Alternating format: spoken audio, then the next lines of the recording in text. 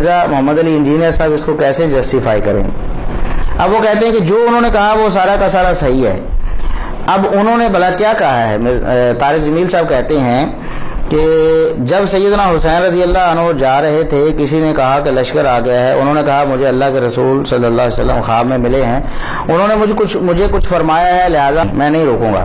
مطلب یہ ہے کہ صحابہ کرام روکتے رہے، کچھ لوگ روکتے رہے انہیں، تو انہوں نے رکنے سے انکار کر دیا یہ کہہ کر مجھے خواب میں رسول اکرم صلی اللہ علیہ وسلم ملے ہیں اور آپ نے مجھے فرمایا ہے. جب وہ سب ساتھیوں نے کہا نا کہ آپ واپس چلیں، وہاں ابن زیاد آ چکا ہے، واپس چلیں، تو فرمایا کہ نہیں مجھے جانا ہے. ان کا تم موت دیکھ رہے ہو، کیوں جا رہے ہو؟ کہا مجھے میرے اللہ کے نبی خواب میں ملے ہیں، انہوں نے مجھے کچھ بات فرمائی ہے، لہذا مجھے جانا ہی جانا ہے. تو یہ بات، اس کا کوئی حوالہ اور اس کی کوئی سند مولانا طارق جمیل صاحب نے تو دینی نہیں ہے. تو مرزا انجینئر محمد علی صاحب بھی اس کی کوئی سند کوئی انٹرنیشنل نمبرنگ کے مطابق نہیں تو لوکل نمبرنگ کے مطابق پیش کر دیں، تاکہ وہ اپنے اس جواب میں حق بجانب ہو جائیں کہ مولانا طارق جمیل صاحب نے جو کہا ہے ٹھیک کہا ہے. ورنہ انہیں کہنا چاہیے تھا کہ اس کلپ میں کچھ انہوں نے من گھڑت یا جھوٹی روایتیں بھی پیش کی ہیں جن کا سرے سے کوئی وجود ہی نہیں ہے. کیونکہ خود مرزا صاحب کا یہ دعویٰ ہے کہ میں جناب ضعیف روایتوں کے حوالے سے بڑا حساس ہوں، میں نے لیکچر دیے ہوئے ہیں، میں نے صحیح مسلم کا مقدمہ پڑھایا ہوا ہے، میں جو لوگوں کو سمجھایا کہ یہ ضعیف روایت فتنہ ہوتی ہیں، یہ واعظوں نے اور مولویوں نے یہ لوگوں نے جو رواج دے دی ہیں. تو یہ ساری باتیں یہاں پر انہیں کیوں یاد نہیں آئیں؟ مولانا طارق جمیل صاحب نے جب یہ جھوٹی 3 روایتیں پیش کی ہیں، پہلی جھوٹی یہ روایت کہ سیدنا حسین رضی اللہ عنہ جا رہے تھے تو لشکر آ گیا، کسی نے بتایا اور کہا کہ آپ رک جائیے، تو انہوں نے کہا مجھے رسول اکرم صلی اللہ علیہ وسلم خواب میں ملے ہیں، انہوں نے مجھے کچھ فرمایا ہے، لہٰذا میں رکنے والا نہیں ہوں. یہ جھوٹی روایت جو ہے اس کی کوئی سند اور اس کے راویوں کی توثیق اور یہ سارا معاملہ مرزا صاحب کے ذمہ قرض ہو گیا ہے، وہ اسے پیش کریں یا پھر اس کا علل اعلان رد کریں کہ میرا یہ کہنا بالکل ٹھیک نہیں تھا کہ انہوں نے جو کچھ کہا وہ ٹھیک کہا ہے. کیونکہ بات ان سے ہوئی تھی کلپ کی کہ نیا کلپ آیا ہے، موقف کی بات نہیں ہوئی. چلو کوئی موقف کی بات ہوتی کہ مولا علی کہنا چاہیے یا نہیں، تو اس میں وہ سچے ہیں یا نہیں. تو آپ نے کلپ کے بارے میں جواب دیا کہ ان کا جو کلپ آیا ہے انہوں نے جو باتیں کی ہیں ساری کی ساری ٹھیک باتیں کی ہیں. اس کے بعد طارق جمیل صاحب نے کہا کہ علی رضی اللہ تعالیٰ عنہ نے فرمایا اگر میں سورہ فاتحہ کی تفسیر کروں تو 70 اونٹوں پر لا دی جائے. اگر میں سورہ فاتحہ کی تفسیر کروں، اتنی بڑی تفسیر ہو جائے تو وہ اونٹوں پر لا دی جائے. مولا علی نے فرمایا اگر میں سورہ فاتحہ کی تفسیر کروں، سورۃ فاتحہ کی تفسیر لکھواؤں تو 70 اونٹوں پہ لا دی جائے گی، 70 اونٹوں پہ. تو یہ جو قول ہے سیدنا علی رضی اللہ تعالیٰ عنہ کی طرف منسوب مولانا طارق جمیل صاحب نے کیا ہے، اگر انہوں نے جو کچھ کلپ میں کہا ہے سب کچھ بالکل ٹھیک ہے، جتنی باتیں کی ہیں سب ٹھیک ہیں، تو پھر اس کا حوالہ کیا ہے؟ مرزا صاحب پابند ہیں، پھر اس کا حوالہ دیں، اس کی سند پیش کریں.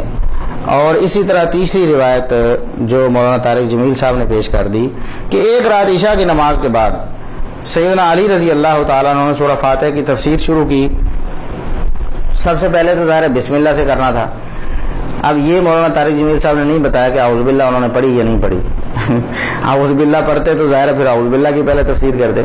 تو انہوں نے کہا کہ بسم اللہ سے انہوں نے شروع کیا، تو بسم اللہ کی با پہ ہی جب بات شروع کی تو ساری رات گزر گئی، سحری ہو گئی، بسم اللہ کی با کے اسرار و رموز جو ہے نا وہ پورے نہیں ہوئے، یعنی اس کی تفسیر بسم اللہ کی با کی تفسیر پوری نہیں ہوئی.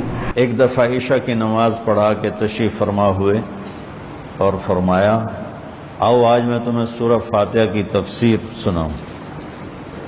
تو شروع کرتے ہیں بسم اللہ سے، اور بسم اللہ کی با سے شروع کرتے ہیں. عربی میں تو حروف کا بھی مطلب ہوتا ہے نا.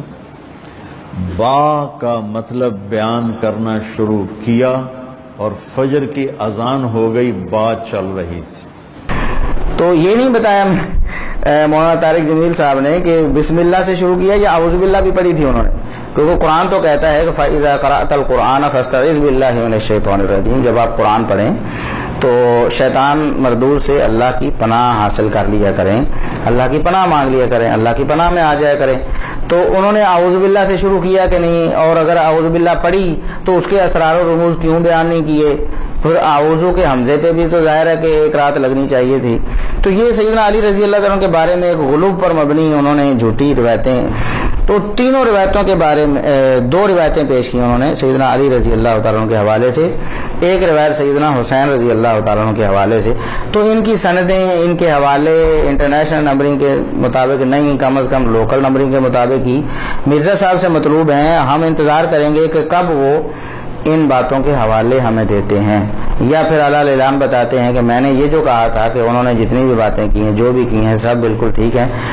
میں مولانا طارق جمیل صاحب حفظہ اللہ تعالیٰ سے کئی معاملات میں اختلاف رکھتا ہوں، لیکن اس معاملے میں جتنی باتیں انہوں نے کی ہیں وہ بالکل ٹھیک کی ہیں. تو میری بات بالکل غلط تھی، ایسا نہیں تھا. جھوٹی روایتیں بھی انہوں نے پیش کی ہیں، اور شیعہ کا کیا ہوا معنی جو روافظ کرتے ہیں خلیفہ بلا فضل کے حوالے سے، وہ بھی انہوں نے اس کی تائید کی ہے. اور جو محدثین نے معنی کیا ہے اہل سنت والجماعت، جس طرح 2 حوالے میں نے امام ابن اسیر اور امام بہقی رحمۃ اللہ علیہ کے پیش کیے ہیں، اس کے بالکل وہ خلاف ہے. تو وہ تو کہتے ہیں کہ جس طرح مسلمانوں کی آپس میں محبت ہوتی ہے نا، تو محبت مراد ہے، نہ کہ سرداری اور آقائی اور نہ حاکمیت یہاں مراد نہیں ہے. یہ تو رافضیوں کا معنی ہے، جو رافضی لیتے ہیں کہ جس کا میں والی اور سردار اور حاکم ہوں. گویا رسول اکرم صلی اللہ علیہ وسلم یہ بتانا چاہتے ہیں روافض کے ہاں ان کے بقول کہ جس کا میں حاکم ہوں تو اس کا اگلا حاکم جو علی ہوگا، وہ خلیفہ بلا فضل اس سے ثابت کرتے ہیں نا.